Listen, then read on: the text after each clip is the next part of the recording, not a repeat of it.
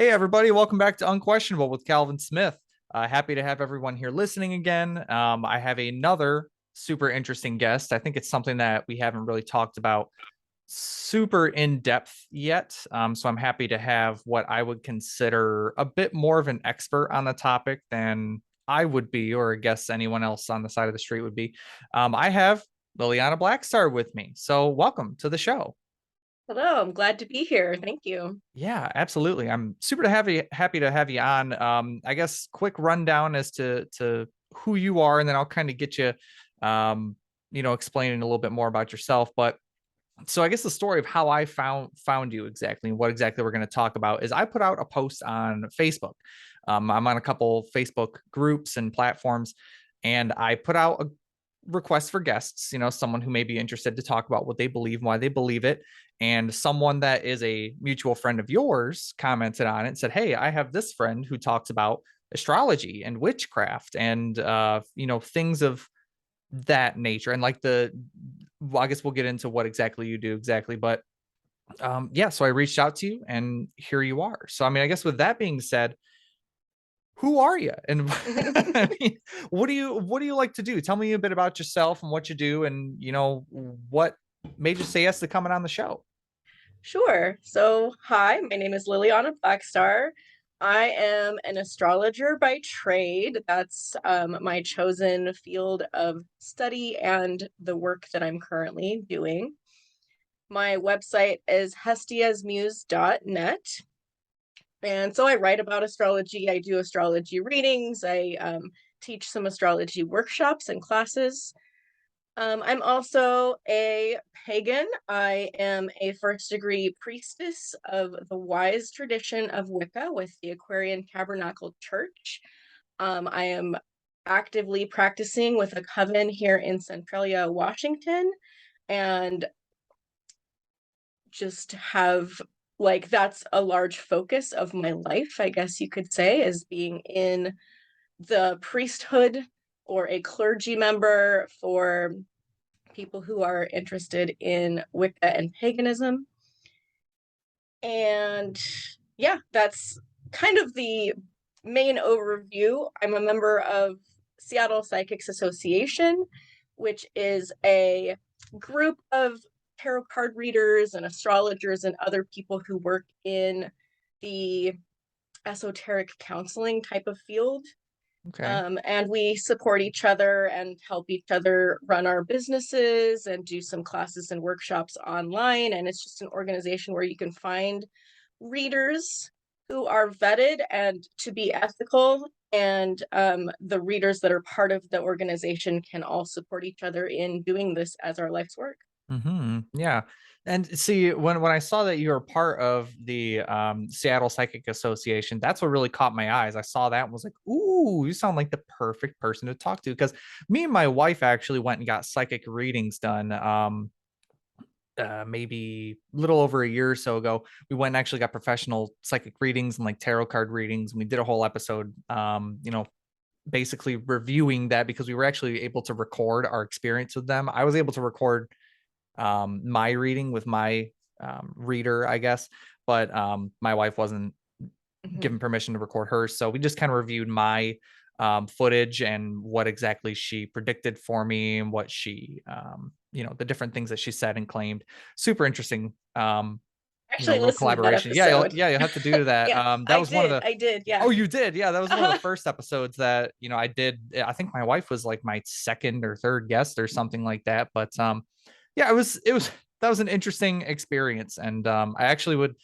My plan is I want to go back to them after 2 years because they said, "Oh, after 2 years, this will happen and this will happen. This you'll feel this and do this." And I was like, "Okay, great, bet." So that means I have to do this podcast for at least 2 years so that I can yeah. go back.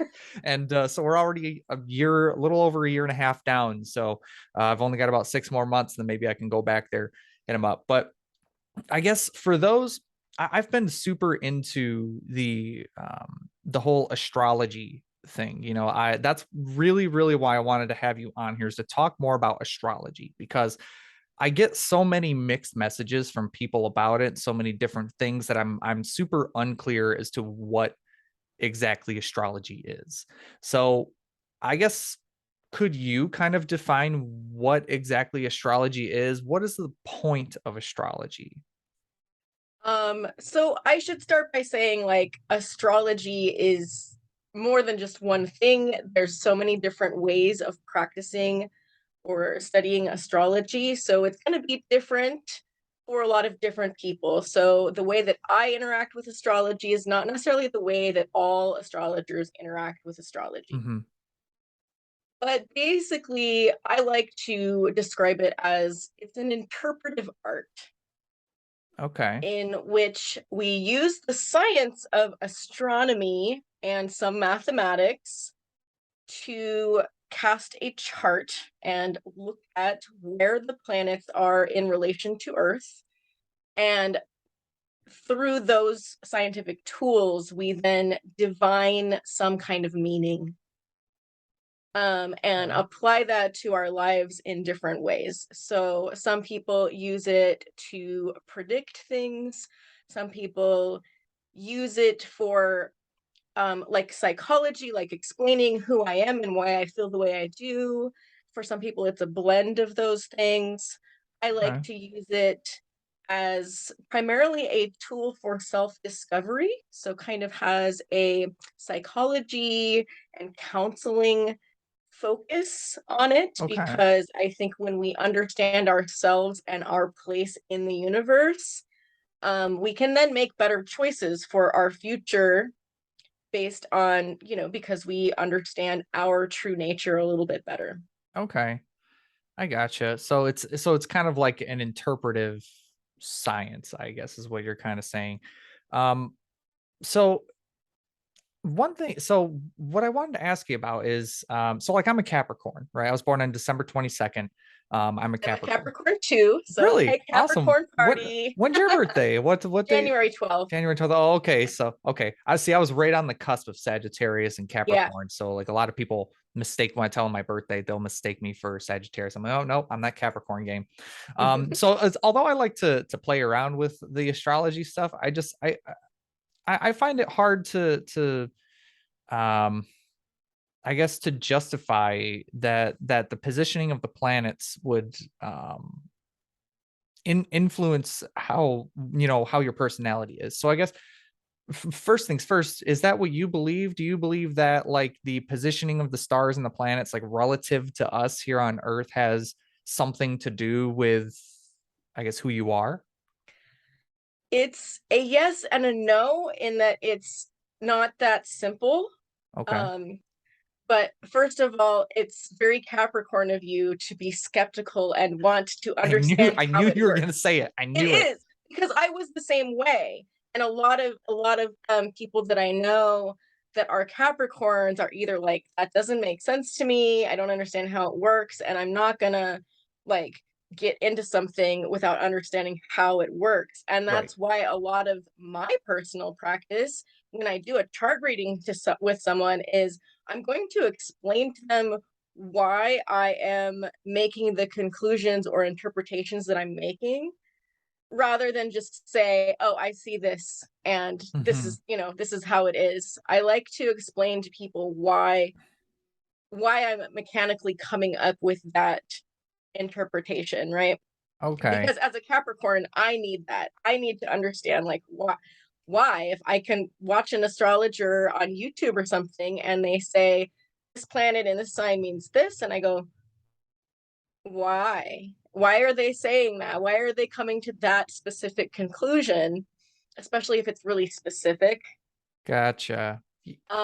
So do the planets like influence us? Do the planets like make things happen to us or make us into a certain personality type? Hmm. No, I don't really believe that astrology is causative. I don't Okay. believe that the placements of the planets are making things happen to us or making certain people act a certain way. I Okay. do believe that, how do I put it? Like we are part of we are part of the universe. We are not separate from it. And so it's more reflective of I can look to the planets and find some kind of meaning that is reflectively helping me give a framework to what's happening to me, and showing me that I am not separate from the universe and the solar system. Look, this is happening on a big picture and it's happening on a small picture. So you may have heard before, or maybe not, in a lot of magical practices, there is the concept of as above, so below. Mm-hmm. And it's Yep, I've heard of also that. phrased as within, so without. Right. It's the belief that what happens in the microcosm is also happening in the macrocosm. It's kind Mm-hmm. of like the way that we can find patterns in nature, and then we can find that same pattern in the shape of a galaxy. And so we can see that, like the tiny structure of a cell is similar to the structure of a solar system. And we go, okay, what Right. happens Right. on the big level is also happening at the same time on a small level. So when I look to a chart, I am looking to see what is reflective of in the solar system of what is happening on the small scale, either to a country or a person. Okay. Gotcha. So it's not that the planets are making things happen, it's more that we're not separate from the planets, we're connected. Okay. Gotcha. So like I guess let me ask you this. So for example, I before we came on the show today, I was doing a little bit of research on like the Capricorns and like how I know you mentioned like the different interpretations. And so for example, one website that I went to that had a supposed astrologer, someone that was claiming to be an astrologer, someone that reads astrology, I guess. Sorry, I'm not super well versed in the terminology to use, Okay. but basically, they were saying that I actually have the quote here. They were saying Capricorn. They described Capricorns as being ambitious, determined, materialistic, and strong. But a different website that I went to with a different author was with the same title as astrologer. They were describing Capricorns as anxious, unenthusiastic, and timid, which is if I mean it's pretty opposite spectrum of the first website. And so how would I know by looking at those two websites? I mean, are they both telling the truth about Capricorns or are they generalizing? How do I know which one would be right, or is there a way for me to know? Right. Yeah, I'm not sure if I would use timid as a way to describe Capricorn necessarily, although cautious is a word I would use to describe Capricorn. Okay. And let me So ask you this, sorry, if quickly, okay, why would you yeah, use then that? it's it comes down to archetypes, Okay. because what astrology is it's a set of archetypes, and Okay. we see archetypes in many different ways. An archetype is a common way of something to manifest, kind of, gosh, what's the word, like a typical expression of a certain type of energy. Okay. But that you can't use that and say like every person with the sun in Capricorn is going to be exactly this way, or we would only have 12 types of people in the world. Right, right. Right? So we can look at the archetypes and be like, the sun was in this position when you were born. And so this archetype is about, yes, hard work, yes, ambition. But also there's some caution there because the Capricorn archetype doesn't want to rush into things and then mess things up, and it's going to have to redo the whole thing later. It wants Gotcha. to achieve that ambition by, taking the proper steps along the way so that you don't waste your time or your energy or have to do things over again. But with astrology, that's just the sun. That's just the surface of your astrological chart. Yes, that's true. Because isn't there like a moon sign or Yes, something? you actually have every planet in the solar system is in a certain sign. Okay.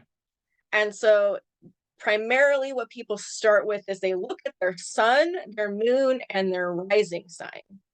And the rising Gotcha. sign is the sign that is rising over the eastern horizon at the time of your birth. So that's Okay. why you need not just your time of birth, your day of birth, but your time of birth and your location. Because depending on where you are on the planet at what time, there's a different sign rising over the horizon because the earth is spinning, Mm-hmm. and so it's turning to face a different sign at different times of day. There's like 12, imagine like the sky is just divided into 12 pie slices, and Right. the earth just turns through the day to face different parts of those pie slices. So generally, that's like the very surface level that people look at for understanding the basic archetype of you, is by blending together the concept of your sun sign, your moon sign, and your rising sign, Okay. and So seeing that these are all parts of yourself that are working together, because humans are complicated. We're not just yeah, one thing. We have one part of us might desire to do this thing, and another part of us desires something else, and we have inner conflicts because of it. gotcha. And So then it so you're saying that the position of, the moon, the sun, and your rising sign, these positions, are those what kind of can influence the cautiousness, like based, for example, when I was born, did the position of the moon, the sun, and my rising sign, did that, like, I guess, have causality in why I'm such a skeptic today? maybe, I'm not, like I said, I'm not really sure how it works, if it's causative or it's more Right. reflective. um there's a theory that like your birth chart is a snapshot of like your soul contract of like the types of energies that you agreed to experience in this lifetime when you were born, because your birth chart is a snapshot of the solar system at the moment that you took your first breath. And so the Right. Right. concept is that since that moment is like the moment that your life technically begins, that moment is imprinted upon you, and you will Hmm. carry those energies with you through your entire life. And so if Interesting. we are part of the cosmos and we're experiencing all of these things together, of what's happening to us socially and what's happening in our family dynamic and culturally and what's happening in the whole solar system, and that moment of taking our first breath is like, okay, so the sun was in Capricorn, and the sun relates to our vitality and like where we put our energy and kind of how we shine forth into the world, because that's what the Okay. sun does in our solar system. It provides vitality.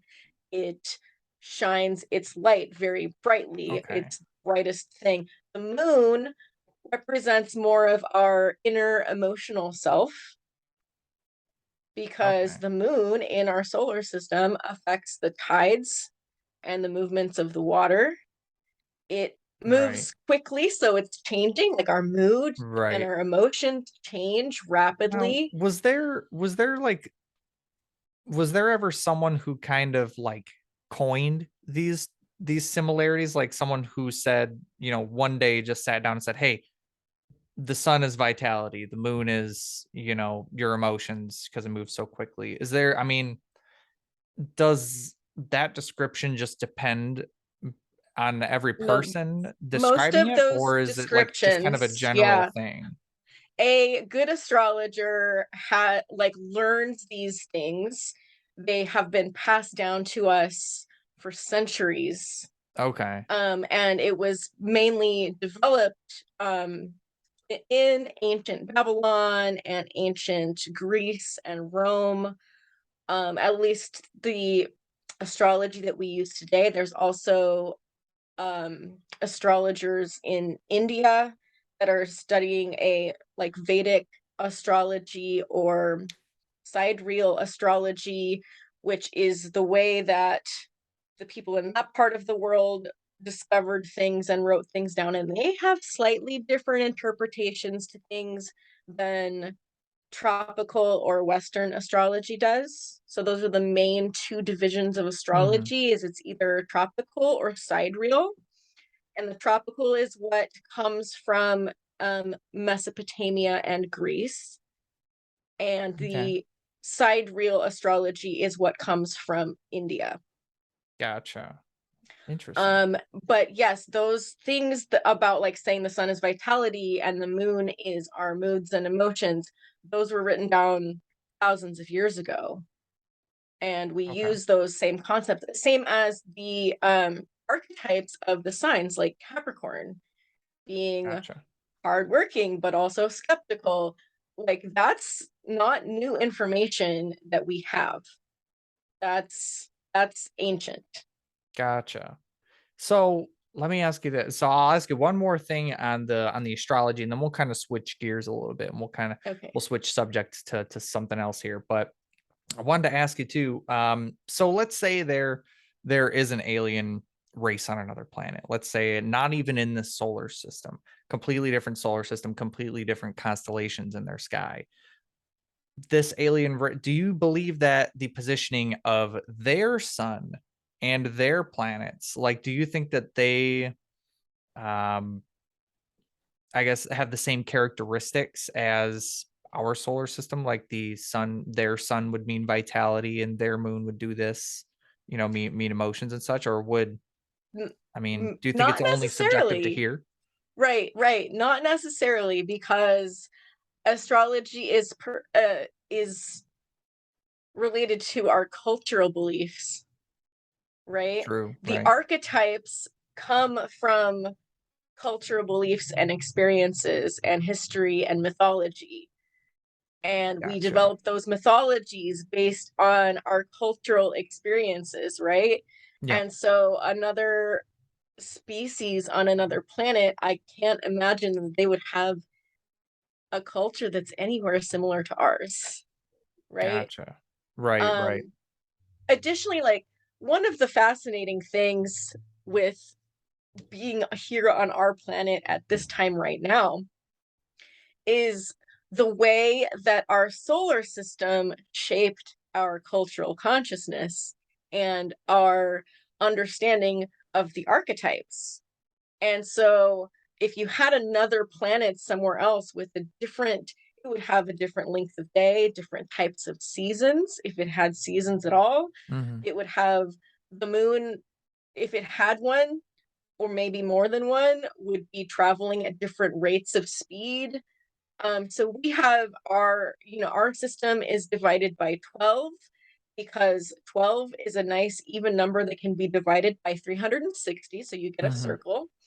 And that way you have 3 signs per season in a 4 season year, because we Gotcha. have 4 distinct seasons on this planet. And so that's why we created a system of 12 signs, is because that's just a nice, easy mathematical way to divide the sky according to our annual year. Gotcha. Okay. And so, and then the moon goes around in a period of like every 28.5 days or 29 days. It's not exact, but that also like fits in perfectly to this, like the cycle that we developed this cycle and this system based on observing the cycle of the seasons, the sun and the moon.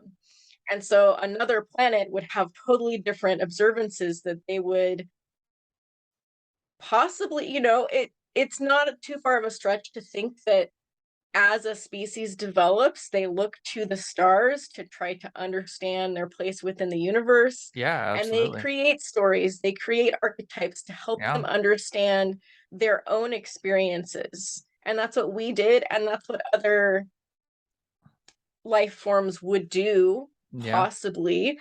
Possibly they would Yeah. not have any interest in that at all. Like, who's to say if maybe they are a race that's 100% logical and doesn't have any desire for making stories? Yeah. Right.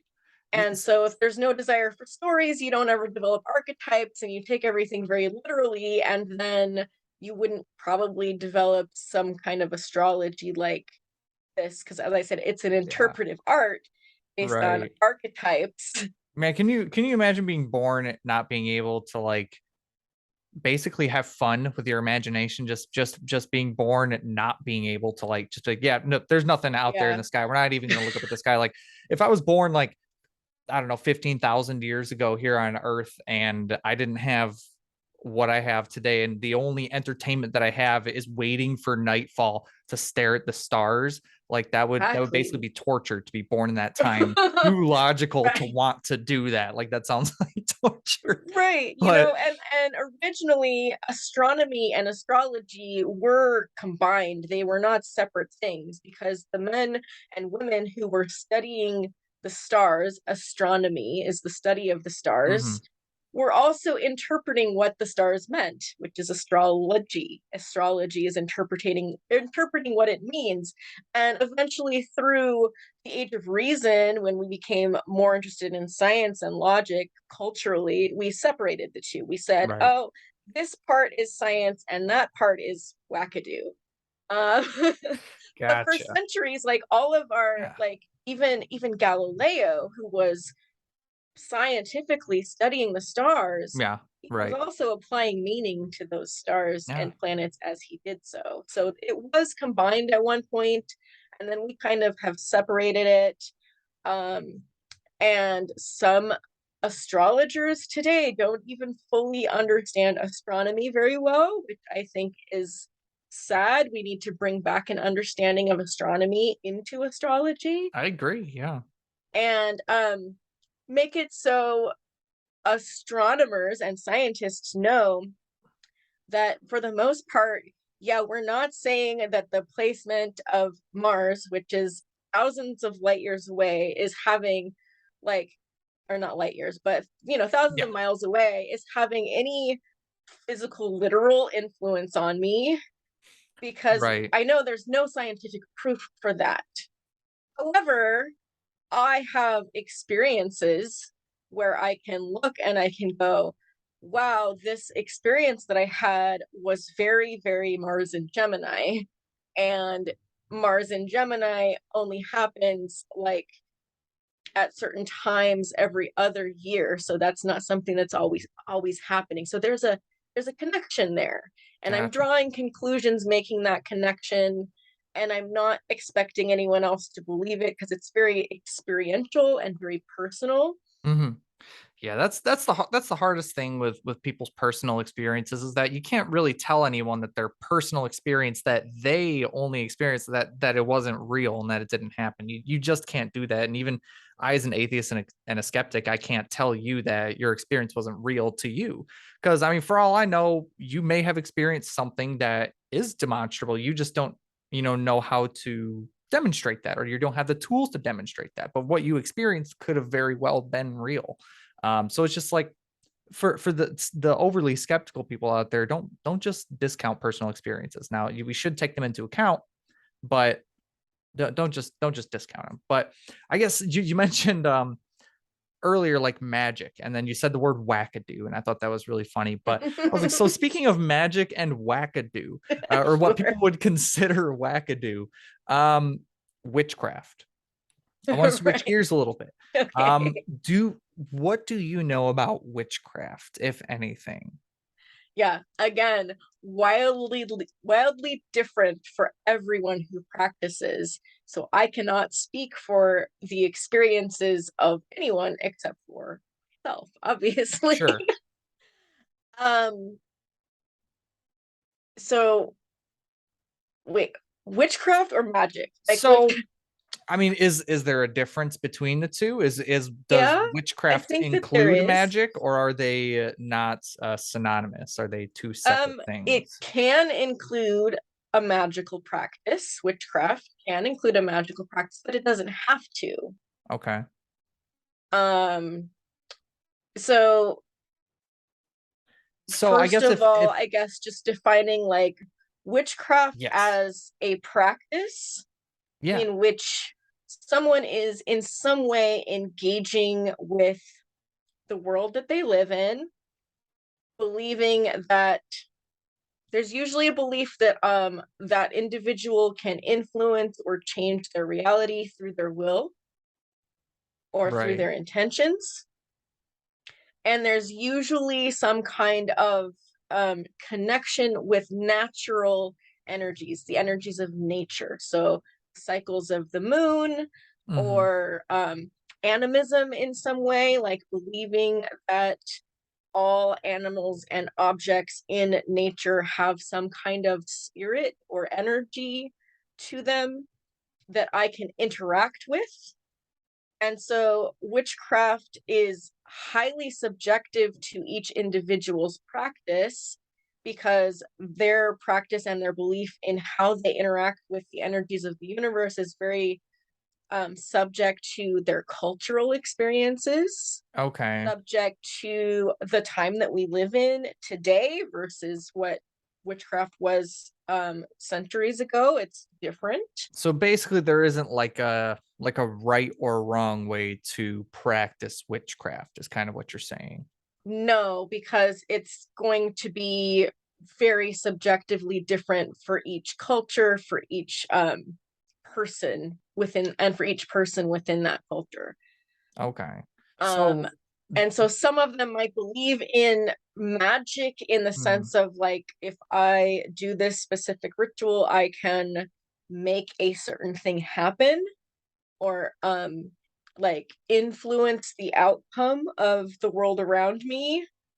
And right. some people don't really practice in that way. Maybe their witchcraft is just working with their ancestors and like praying to gods or deities, or Yeah. there's so many different ways that it can be. But what makes someone a witch is just to believe that, for that person to be practicing whatever it is they believe witchcraft is. Gotcha. So do you believe in like the magic aspect? Like do you believe that certain rituals and activities can influence our reality? Yes. um Although I tend to be more skeptical than some other people who practice magic or Okay. witchcraft. I mean that's fair.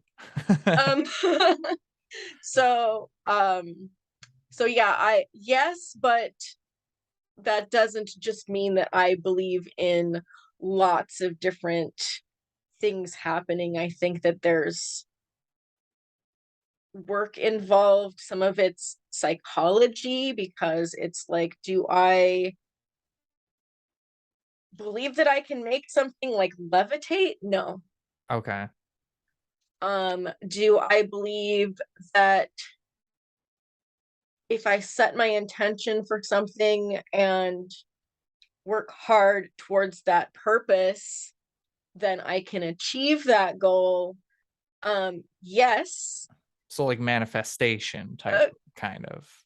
yeah, yeah, basically like manifestation, although even some of, like, if I were to go a bunch of different websites about manifestation, there would be a lot of them that I'd be like, Yeah, there's a bunch of oh, definitions that I've seen of manifestation that it's like it goes from one like you dream of a puppy or something, you want a puppy and like boom, a puppy is gonna pop up, and then others are like, hey, you hope for this thing and yeah. it may or may not happen in your favor. But And again, it comes down to these experiences being subjective and experiential. So when I yeah, experience something that feels magical, someone else can experience that same thing and it doesn't feel magical to them. They're just like, oh, it was just a coincidence. So what Okay. each person like believes is magic is subjective. For Okay. I'll kind of share a story of something that Sure. like has happened to me a couple different times that I have thought, oh my gosh, that's what I believe witchcraft is and magic is. Okay. And so my coven, we get together every year for Yule, which is pagan like Christmas. Okay. Right. And we will have like a gift exchange, and it's a white elephant gift exchange. So everybody brings something that's pre-wrapped but not labeled for a specific person, Mm-hmm. and they stick it under the tree, but no one knows what anyone else brought. Yeah. And Right. then we will have one of the priest or priestesses of the coven basically take on the role of the Holly King or Father Christmas or some kind of deity of the season. And they will sit at the front of the room, and one at a time, people will come up to them, and you will kind of state your intention for the coming year. Because this happens at the end of the year, we're getting ready to start the new year. And so we'll say, okay, in this future year, I would like to experience better health. Oh, I okay. So it's like a intend, New Year's and so you're resolution making type a of thing. wish. You're stating a wish. You say, I would like to achieve better health. And then the priest reaches under the tree and randomly chooses a gift. He doesn't know what they are, and hands it to the person, and they open it in front of everyone, and it's a cookbook for like healthy recipes. And then someone else will come up and be like, oh, well, my intention for the year is that I want to better balance, like have better time management. I want to better balance my time between work and fun. And he'll reach under the tree and give them a gift, and they open it, and it's a day planner where they can plan out their day. Right. And I've seen this kind of Now, thing happen over and over again, and that's what our Kevin believes magic is.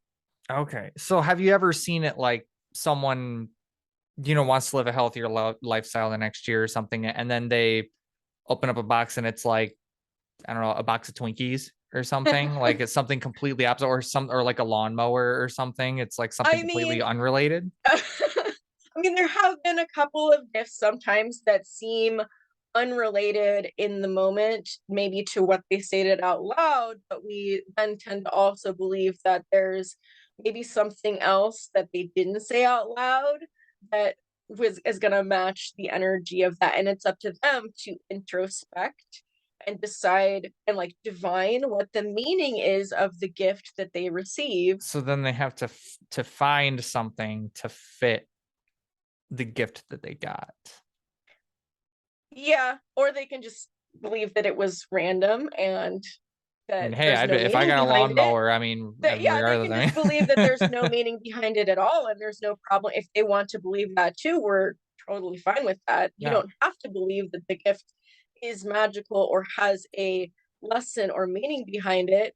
But I tend to think life's a little more fun if we do believe that something has meaning behind it, um, rather than just being random, Gotcha. I mean, either right? way, I mean, I'm happy with free stuff, So Yeah, I mean, even it's if I didn't, even if I it's opened still up something fun, that's completely and unrelated, it's I'm like, hey, I'm trying to watch my weight, but I do like Twinkies. So I mean, right. this will just be It's my cheat not day. no So necessarily what other people would define as magic, right. but when you're sitting there and one after another keeps being very obviously connected, and say out of 10 people, 8 of them, their gift seemed very directly related to what they asked for, Right, then you right, go, okay, there's something like magical happening in this moment, right? right.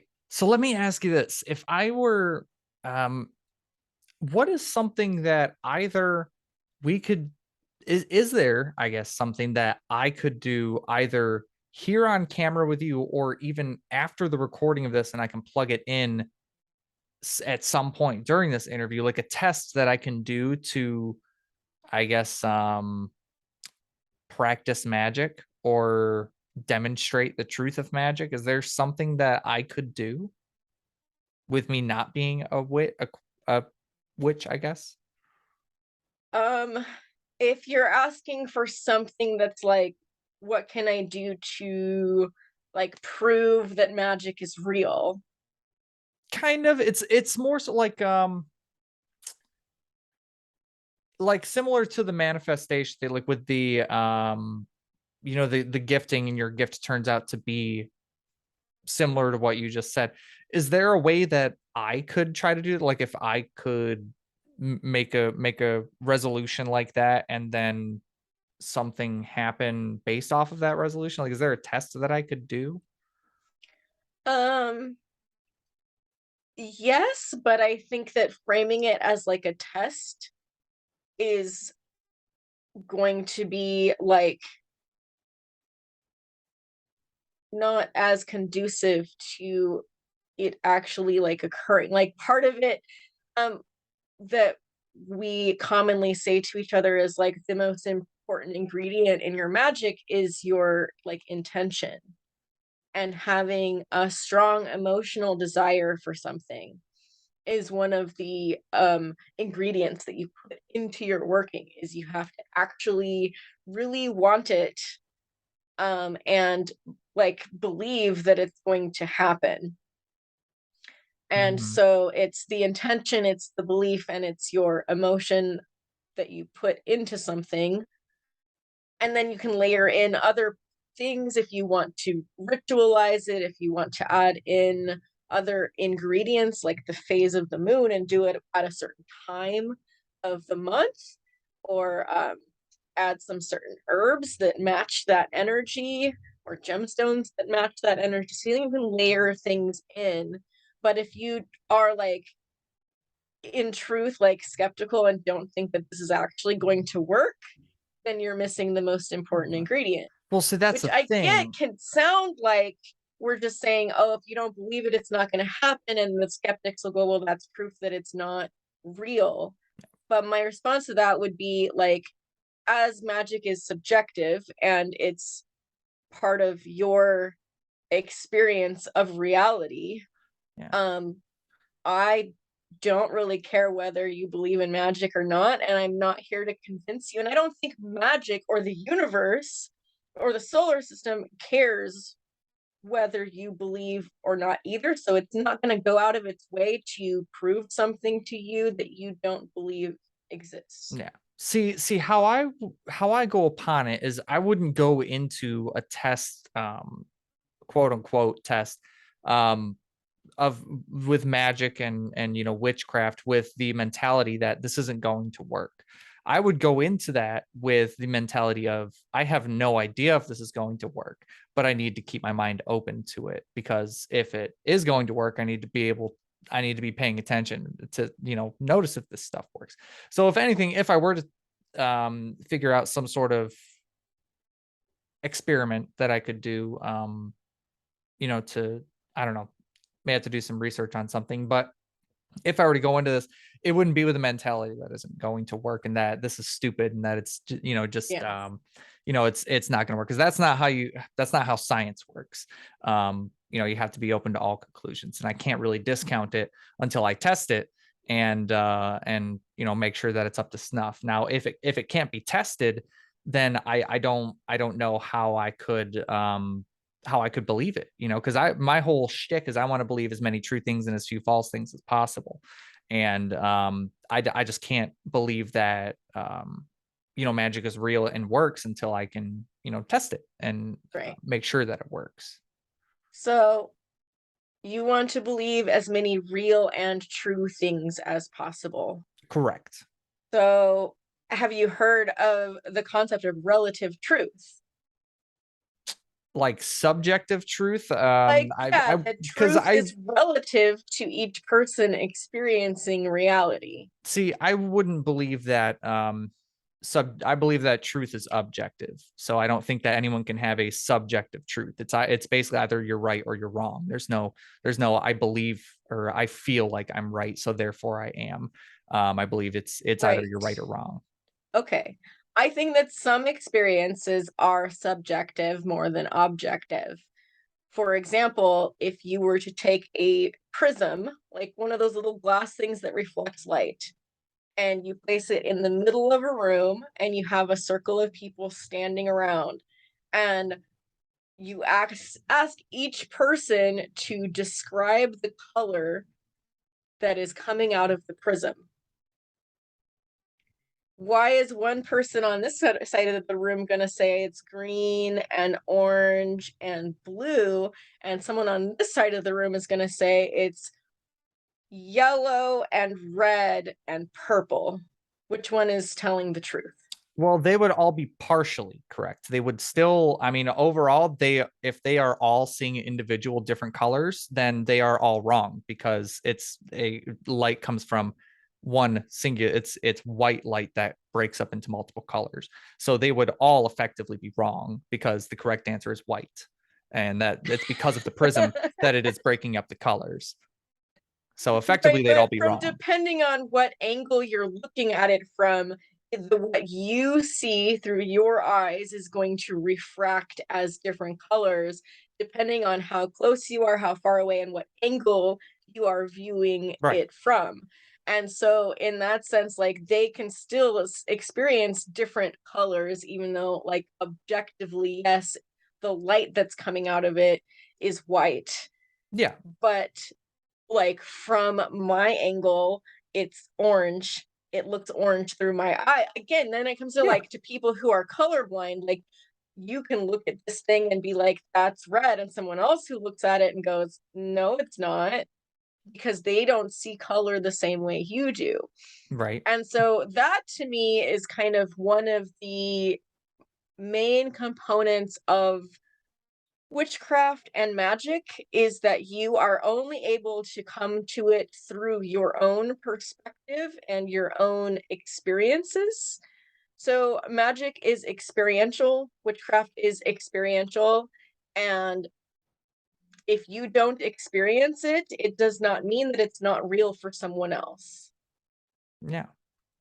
And That's so if you want to prove it to yourself, there's probably, you just have to, like, practice it. You would have to just start doing whatever practice feels right to you and experiment along the way. And there's so many,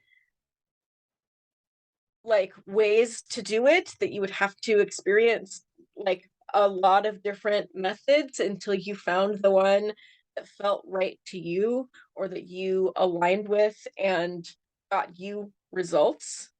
And so if you're practicing one way and you're not getting results, you wouldn't be able to say, well, magic isn't real. You would just say, well, this system doesn't work for me.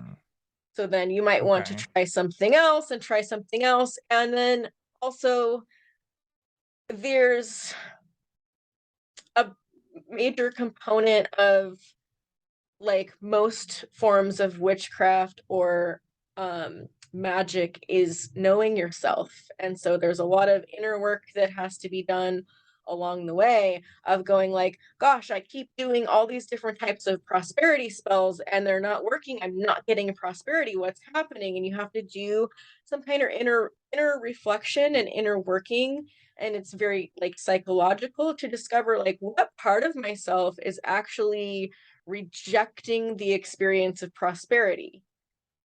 What part I of gotcha. myself doesn't believe that I deserve prosperity? And that's what's blocking me from this magic, like, working, right? Is actually me not believing that I deserve prosperity, or it's actually me not believing that there's enough in the world for everyone to have some. And so then we have to do this, like, shadow work and this psychological work to uncover our beliefs and our blockages, and decide if we want to continue trying to, like, unpack that and heal that so that we can then try again. Right. Or if we decide, okay, well, maybe just this isn't what's meant for me to experience in this lifetime. I'm just not meant to be um super rich in this lifetime, and that's okay. And I work on just accepting it. And that's part of the witchcraft too, is acceptance. Just like, this is what happened to me. I can't change it because it's in the past. I can work on changing my future by making different choices. Right. Right. So Again, like part of that magic is like if you're doing prosperity work, but you're not buying lottery tickets, or you're not going out and applying for jobs and putting in job interviews and putting yourself out there, then is the magic going to work? gotcha. Probably not, So because you're not following through. You're not showing the universe that you actually want the thing that you asked for. so correct me if I'm wrong, but are you kind of saying like you have to believe that it's going to work for it to work? So you have to believe, I guess, for lack of a better word, you have to have faith. I don't like the word, but you have to have faith that it's going to work before it's actually going to work. Yeah. Okay. I mean, I know, like when you phrase it that way, like Yeah, I I don't I like don't that like saying it terminology, that but way either. I don't like saying it that way either, but yeah.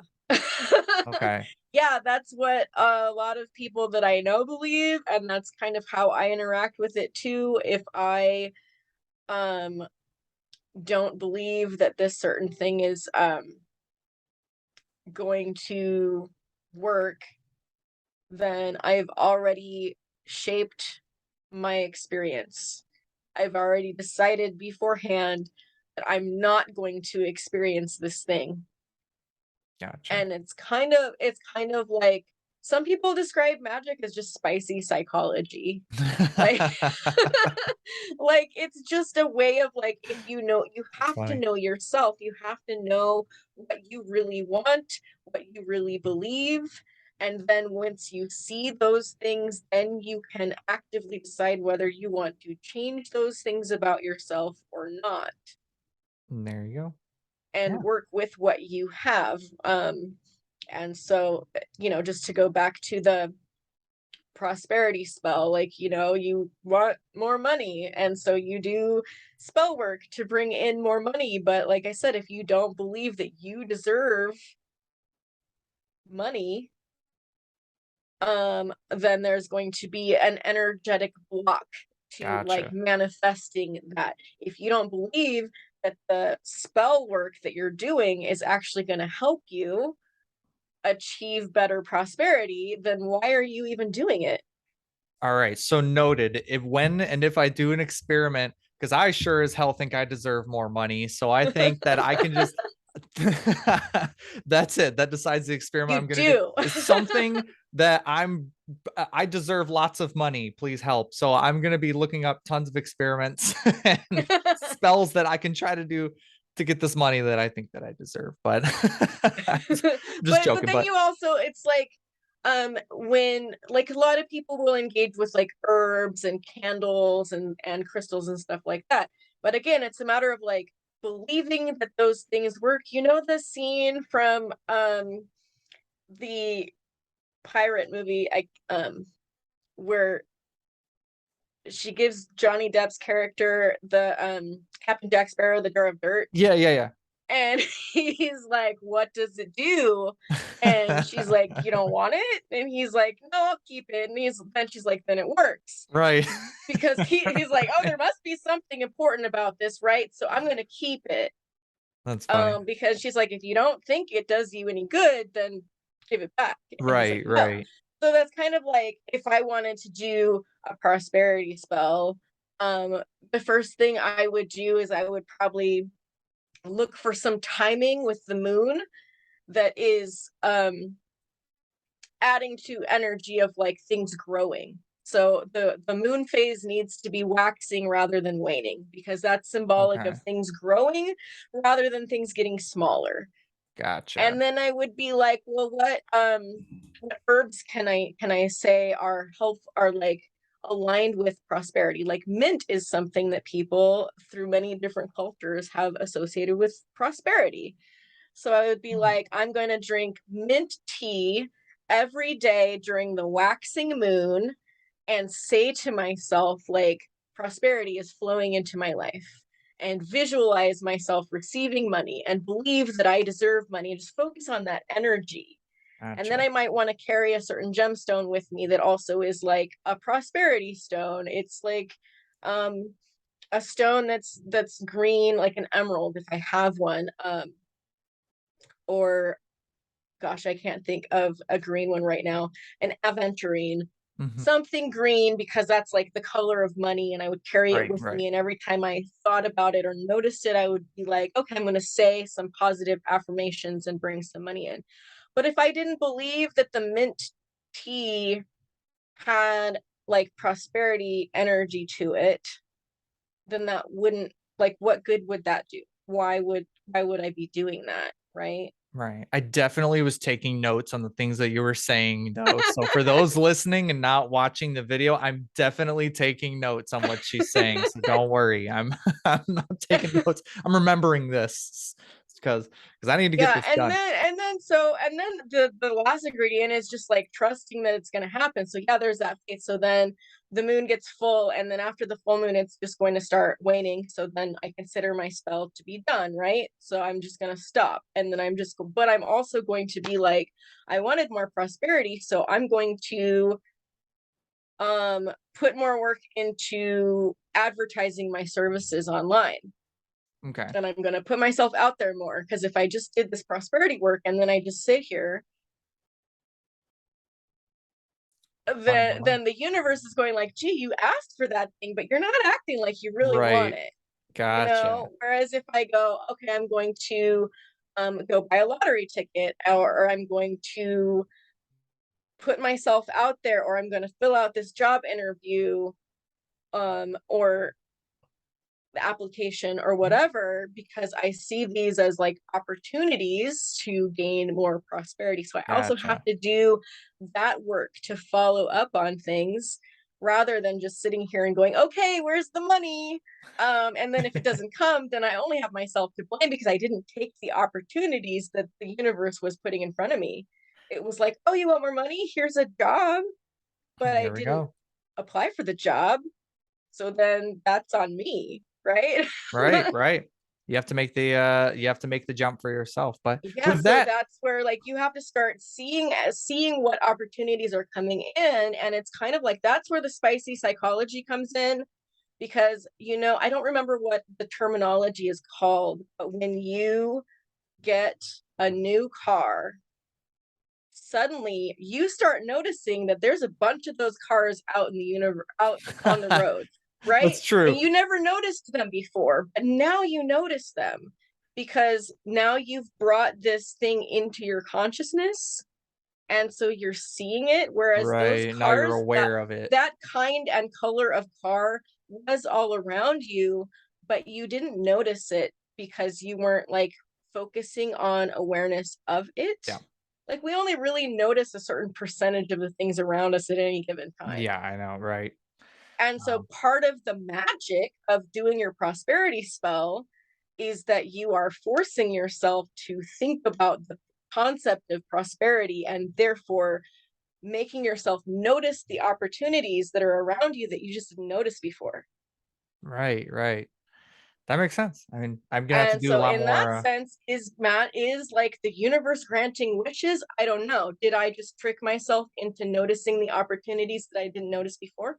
Yeah, maybe. I'm gonna have to do a lot more research. I have a lot more reading up to do, but I think that we covered a pretty large spectrum We on here. did. I would be very interested to have you on possibly a second time. We can dive possibly more deeply on kind of the religious aspect and the paganism type of aspect, because I've never really had a conversation with anyone who practices paganism either. So I Yes. think that maybe that sounds like a topic for a whole other episode. So maybe we Yeah, can that's have some definitely a whole discussions. other topic, but I would be happy to talk with you some about that. Yeah, absolutely. I mean, I And appreciate you I would having also on. like to look at your birth chart, and just like, so that you could Yes. know more than your sun sign, so that you could look at your moon Yeah, and your rising maybe and we other could do stuff. something. Maybe I can do something like that, because I used to know my actual birth chart, like, all of it a couple of years ago. So maybe I can pull that up. Maybe next time we have a conversation, we can talk about that a little bit more and maybe get your opinions on it. But